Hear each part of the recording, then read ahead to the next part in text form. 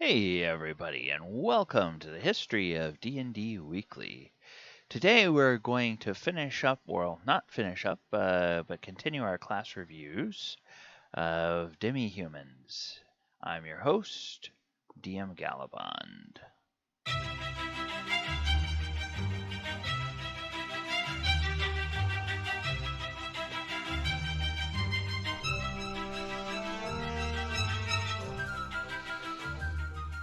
All right, everyone. Today is July 11th, 2020. In the last few weeks in this History of D&D Weekly, we've been looking at the different classes, and we started with the 4 core human classes: the cleric, the fighter, the magic user, and the thief. Today we're going to look at the 3 demihuman classes, and then next week we will finish up our class review by looking at the 2 specialty human classes. Alright, so let's go ahead and get started with this. Let me get our picture moved over here. Alright, there we go. There's the dwarf, the elf, and the halfling. And a couple of things to be aware of. Each of the classes, each of the demi-human classes requires a prime requisite just like the human classes, but they also require additional statistics. So it's harder to be a dwarf than it is, let's say, to be a fighter. It's harder to be an elf than to be just a magic user, something like that. You have to have a higher set of scores in your array. So your prime requisite as a dwarf is strength, and other requirements are you have to have a constitution of 9 or higher. And you get a 5% bonus for strength of 13 to 15, and 10% for strength 16 to 18. Dwarves get 1d8 hit dice up to 9th level, and starting at 10th level, they get 3 hit points per level with no constitution bonus added. Now, here's another thing. You've noticed that in the previous weeks, when we've looked at the human classes, they all have a maximum level of 36. Not so for dwarves. Dwarves have a maximum level of 12. And you say, what? Yes.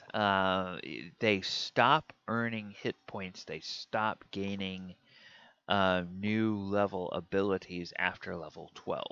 As we'll see on their experience point table, there's kind of milestones after they reach level 12 that where they still get stuff. So it's kind of strange that they capped the demihumans at a lower level, but then they still let them keep getting things later on. It seems like they were really struggling with how to put this rule set together when they were doing original D&D. So they can wear any armor. Shields are permitted. They can use any small or medium melee weapons. Short bows and crossbows are permitted, but they cannot use longbows. They gain fighter maneuvers, lance attack, and set spear versus charge at first level. At 660,000 XP, they get fighter combat options. At 1.4 million XP, they take half damage from spells. They also have infravision, and they have extra languages. They speak dwarf, gnome, goblin, and kobold, and they have a 33% chance to detect traps, sliding walls, sloping corridors, and new construction. So you get a little bit of a gimp on your level, but you get this whole other suite of abilities that other classes don't get. So dwarf is short and stocky, about 4 feet tall, weighing 150 pounds. And minimum scores, again, like I said, we have the strength is a prime requisite, but 9 or greater in constitution is required. When a dwarf's experience points total 660,000, gains the fighter combat options in Chapter 8. We'll go ahead. I think we've already looked at that, but we'll go ahead and look at that a little bit later.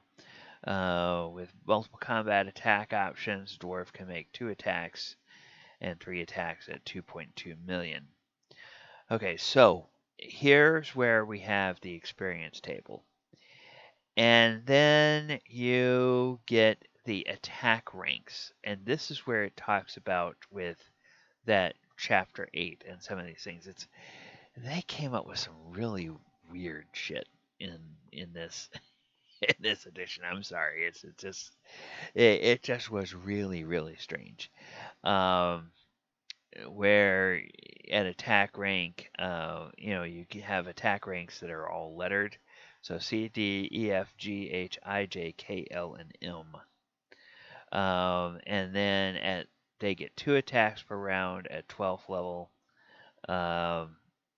They automatically take half damage at 1.4 million, and they get 3 attacks per round at 2.2 million experience points.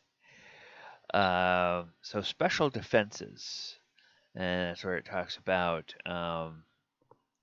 takes half damage from any damage-causing spell or spell-like effect, and this includes magical items or strange monster powers such as Beholder's Eyes. It does not include Dragon Breath.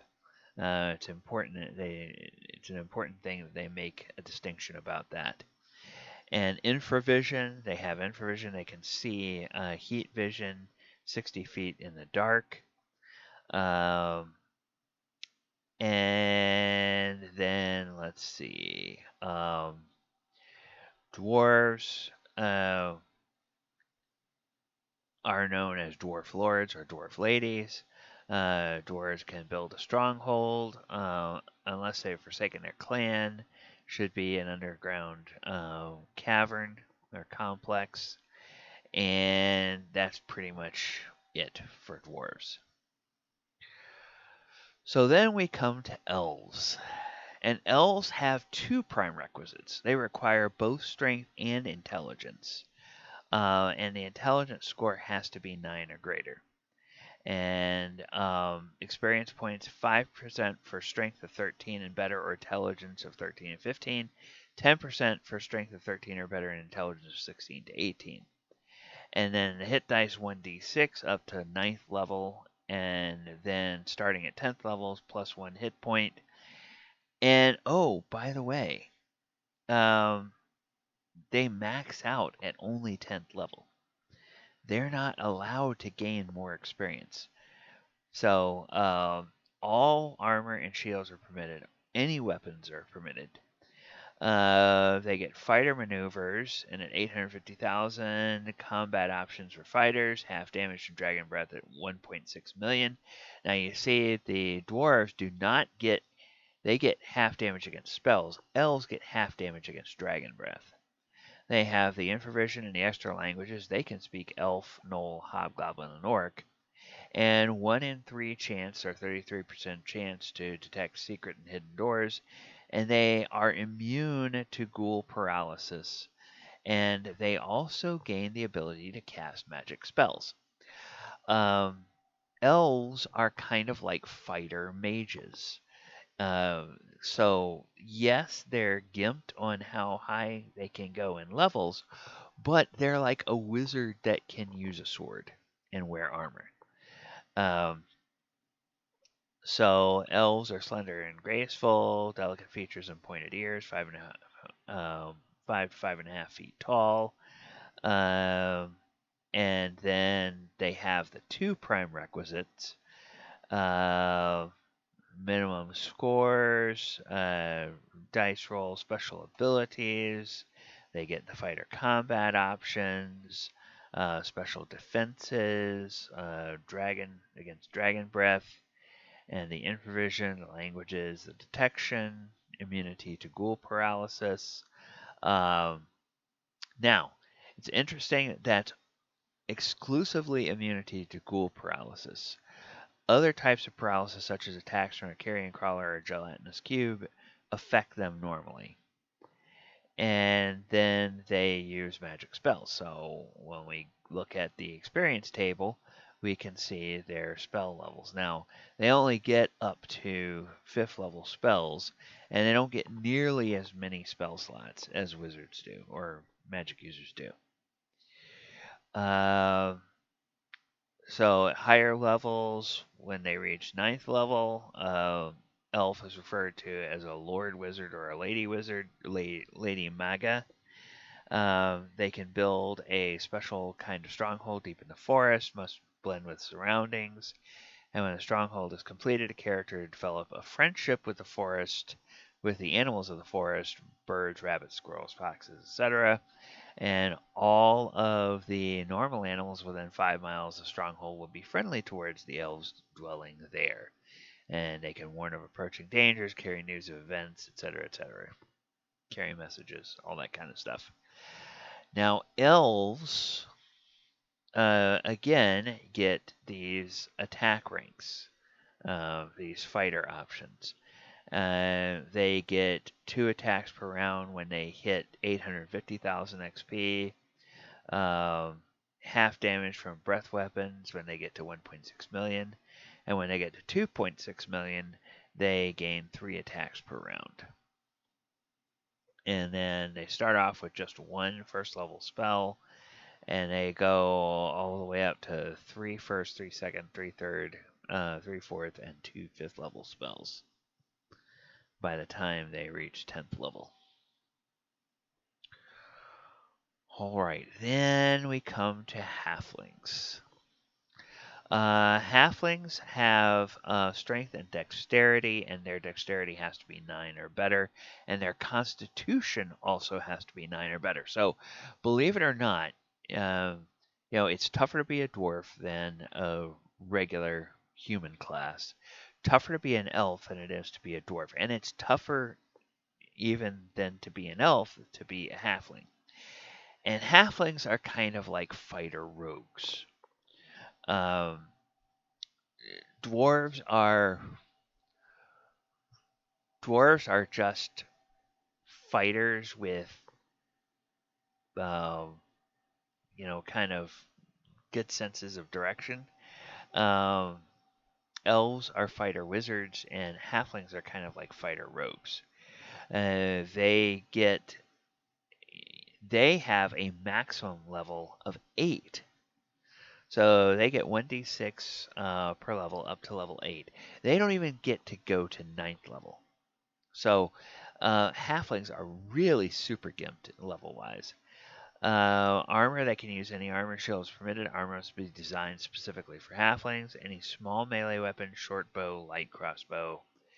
Fighter maneuvers at 900,000 XP.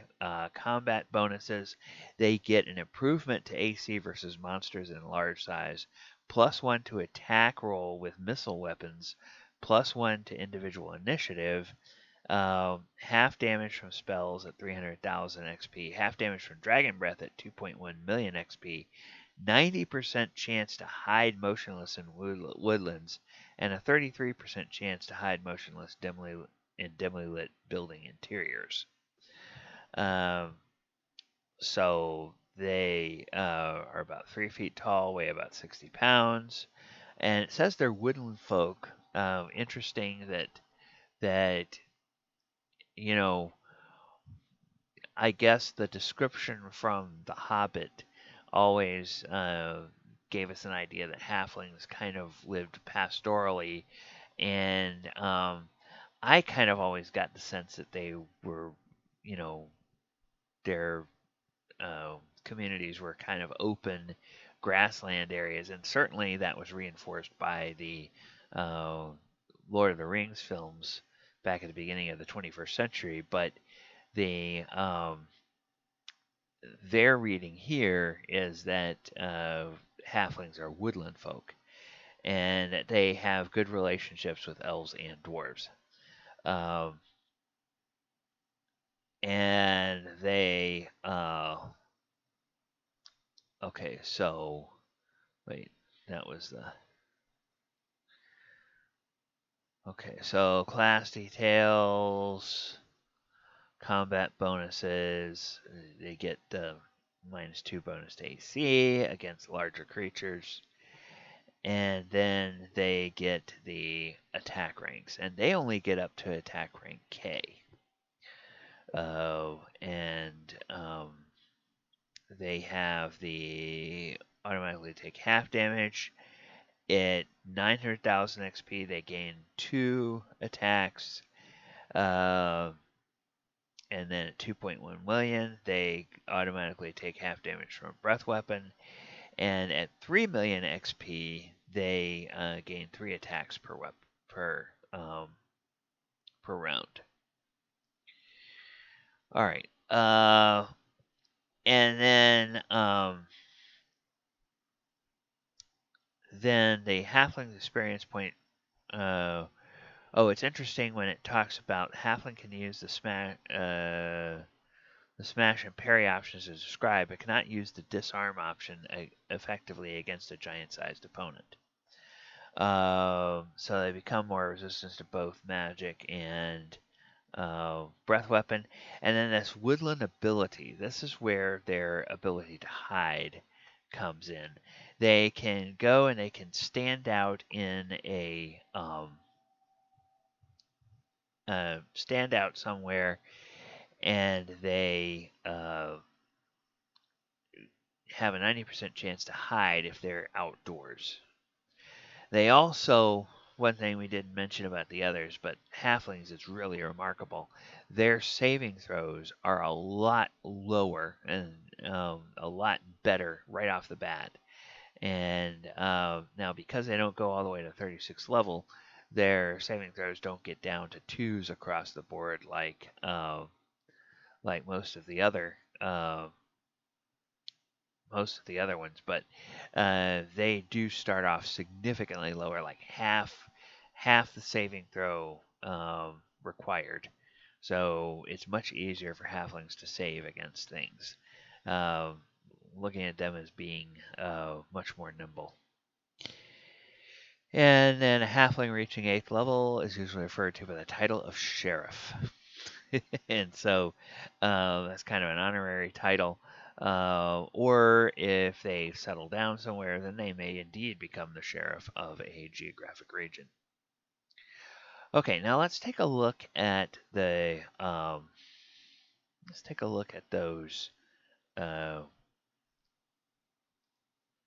those combat abilities.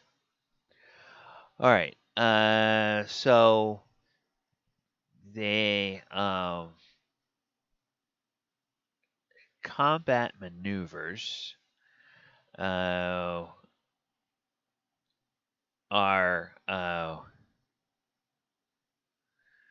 okay. So those,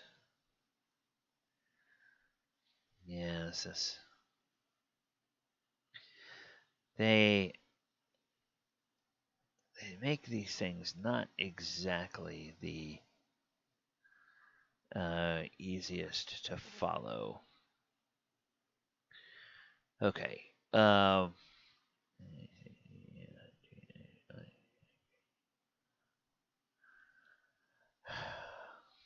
Okay, when they talk about those combat maneuvers up to the letter M, then what they're talking about is they're talking about these different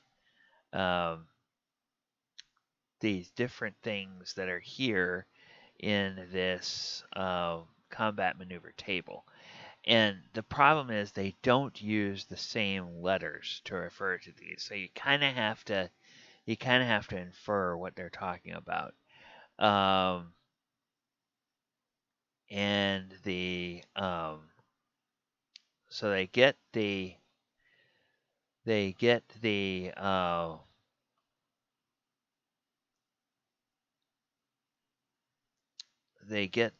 set spear versus, or they get the lance attack is one of them. Then set spear versus charge, multiple attacks, smash, and then parry, and then disarm, and that gives you those different different capabilities. Okay, and then here's where the demihuman uh, demihuman maneuvers come in. Is on this table here. It's a really really complicated system. Um, it gives you quite a few options there, but it's very tedious to go through all of them. So, uh, magic user, uh, you get the demihuman um, when they hit these different things. So this also has to do with a change in their to hit rolls. So they gain these abilities to do to hit rolls here for this A through M is where all that comes into play.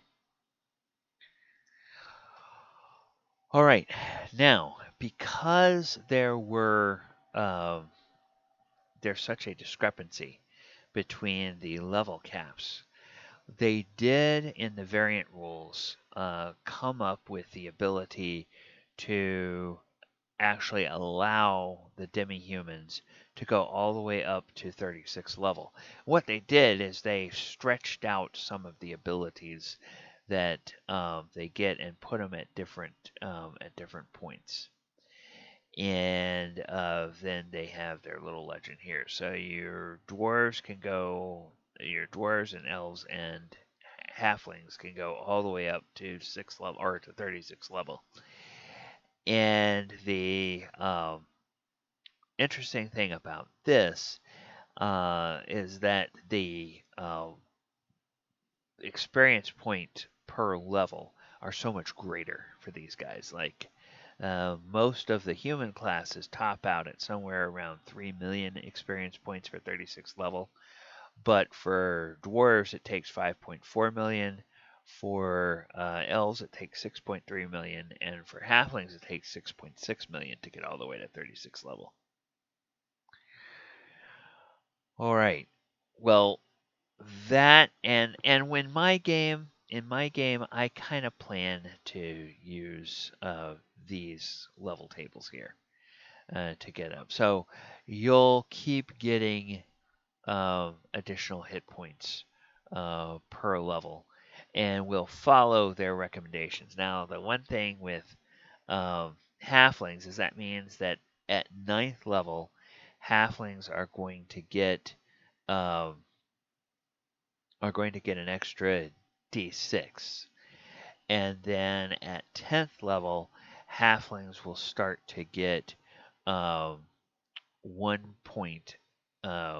hit point every level with no constitution bonus on top of that. So they will be able to go all the way up to 36 level and have that there. And Mystic is one of the classes that we haven't talked about yet. We will be talking about that next week when we get to the customized and rare human classes. All right, well, I have been DM Gallibond. This has been History of D&D Weekly. If you like what we're doing here on the channel, go ahead and click the subscribe button. Tap the notification bell. That will let you know every time that we have new content that posts on the channel. You find all the ways to follow me on social media in the description of the video. Go ahead and leave your comments down below if these old rule sets interest you, or if you have played in these old rule sets. What are some of the things you like about them? What's some of the things that are frustrating about them? I can tell you some of the things that are frustrating about me, and you probably pick up on that during these videos. But I'd be curious to see what you like and what you dislike about that in the comments below. All right, thank you so much, everyone. Have a wonderful week. I hope that we will see you back here next time on the channel. And until then, everybody, have a good night.